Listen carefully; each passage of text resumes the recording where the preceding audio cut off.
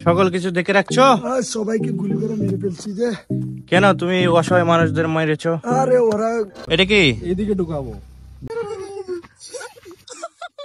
Sajek valley বর্তমান সময়ে ভ্রমণ পিপাসু মানুষের সবচেয়ে জনপ্রিয় গন্তব্য। সাজেক চারপাশে মনোরম পাহাড়ি সারি, সাদা তুলোর মতো মেঘের ভ্যালি আপনাকে মুগ্ধ করবেই। সাজেক এমনই আশ্চর্যজনক জায়গা যেখানে একই দিনে প্রকৃতির তিন রকম রূপের সান্নিধ্য আপনি হতে পারেন চমৎকৃত। আজ আমরা যাব লুসাই গ্রামে। তাই আমরা সবাই সকালে উঠে সকালে নাস্তা করার জন্য আমরা ব্যাম্বু চিকেন অর্ডার করি। সাজেকের অত্যন্ত জনপ্রিয় ট্রেডিশনাল খাবার হচ্ছে ব্যাম্বু চিকেন, তাই আমরাও এই খাবারটি মিস করতে চাইনি। লুসাই গ্রাম আমাদের রিসোর্ট থেকে বেশি দূরে নয়, 5 থেকে 10 মিনিটের রাস্তা। তাই আমরা একসাথে হাঁটা শুরু করছি।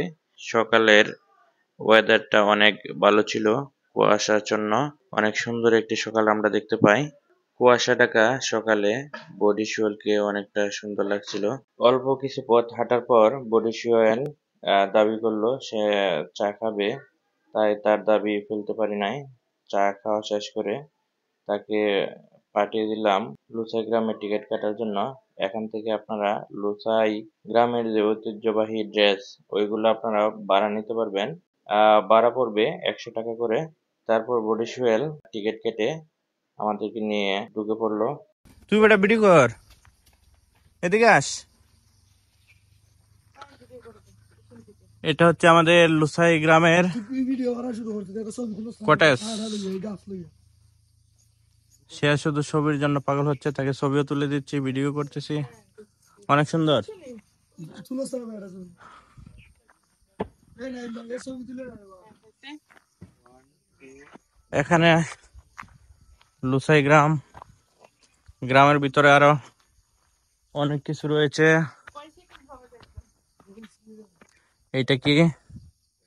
এখানে লুসাই গ্রামের কিছু পিকচার আছে। মনে হয় ভিতরে প্রবেশ করা যায় না, এখানে তেমন কিছু নাই। আস্তে আস্তে এখানে উঠে লুসাই গ্রামটা সম্পূর্ণভাবে দেখা যাবে।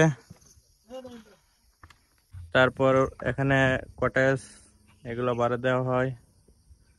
এইদিকেও রয়েছে, ওই যে উপরের দিকে আরেকটা কটেজ যেগুলো ভাড়া দেওয়া যাবে। গ্রামটা অনেক ছোট। দোকানদার ছাড়া দোকান। এখানে একটা দোকান রয়েছে।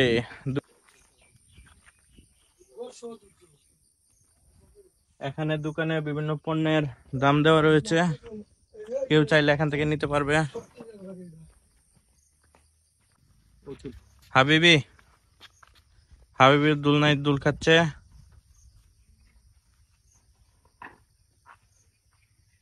এই যে আমাদের ট্রেডিশনাল ড্রেস পরে আছে আমাদের সাজিদ খান। তোমার হাতে কি সাজিদ? এটা দেখেছো কি করব? এটা কি? এদিকে ঢুকাবো। এদিকে ঢুকাবা, আর ওইটা দেখি তুমি রক্ষা করবা, আত্মরক্ষা। অসাধারণ লাগছে সাজিদকে। সে এখন লুসাই গ্রামের লুসাই লুসাই সাপ। আপনি কোথায় যাচ্ছেন?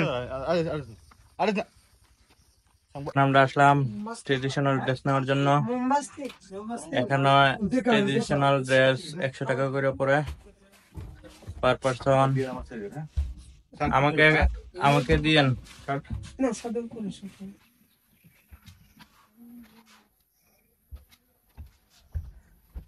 বাবা আসতেছে।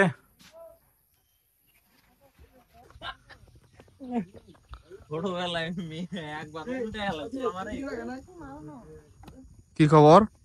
গর্দান নেওয়া হবে, গর্দান নেওয়া হবে। খবর একটাই, সাজিদের গর্দান নেওয়া হবে।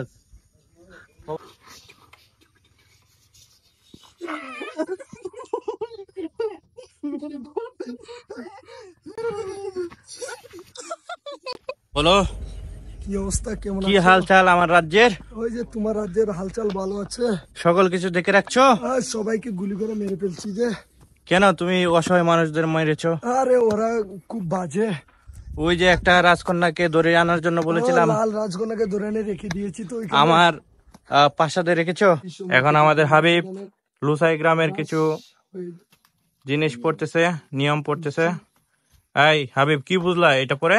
এটা পরে আমি বুঝতে পারছি যে যদি কাউকে খুন করা হতো লুসাইয়ের মাধ্যমে, হ্যাঁ, তখন কি হতো? তখন ওই লোককে মৃত্যুদণ্ড সাজা না দিয়ে পরবর্তীতে ওই যে লোককে খুন করা হইতো ওই লোককে বাড়িতে দাস হিসাবে রেখে দিত।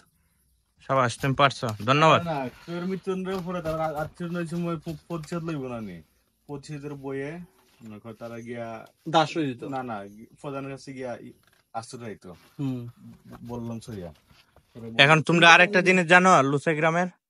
তাদের কেউ যদি মারা যেত তাহলে তাদেরকে না পুড়িয়ে বা কবরস্থান না অতি করে বৃদ্ধ লুচাই, আমি তাকে বলছি, কি করতো জানো? শুনো আমি বলি। কি করতো? রান্না করে খেয়ে ফেলতো। অতি বৃদ্ধ লুচাই মধ্যে যদি কেউ মারা যেত তাদেরকে তারা মাটি না দিয়ে বা কোনো ইয়ে না করে প্রাচীন ইয়ে অনুযায়ী তাদের নিয়ম অনুপাতে অনুপাতে তাদেরকে রান্না করে খেয়ে রান্না ফেলতো। করে খেয়ে ফেলতো।